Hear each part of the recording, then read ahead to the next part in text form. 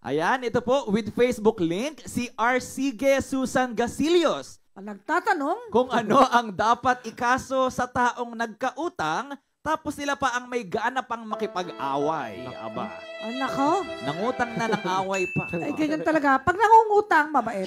Mabait pa yan. Una, Pagka bayaran na, yun. ayan na. Hindi na magpapakita yan. Tatago pa yan. Para din katumbas siya ng mga scammer eh. Kukuhanan ka ng pera, utu-utu ka, tapos pagkokontakin mo, wala na. Hindi mga ganyan na manluloko, walang kahinatnan yan eh. Oo, one time, big time kayo, may pera kayo, may naloko kayo. Pero sa dako pa roon, may karma po yan. Kaya pag may responsibilidad, dapat panagutan. Kaya punta po kayo, ma'am, sa aming opisina para makapagsagawa kayo ng demand letter, para magbayad yan, ibigay nyo lamang ang tamang address sa pinakamalapit pong PAW office sa inyong tahanan.